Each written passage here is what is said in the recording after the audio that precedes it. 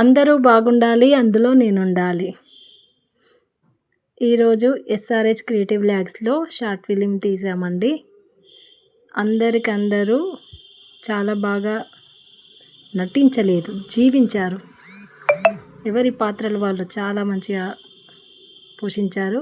మా ప్రొడ్యూసర్ గారైతే చాలా మంచి మనిషి అండి. అసలు ప్రొడ్యూసర్ అనే గర్వం ఏమి ఉండదు. అందరితోని కలిసిమెలిసి మంచిగా ఉంటారు.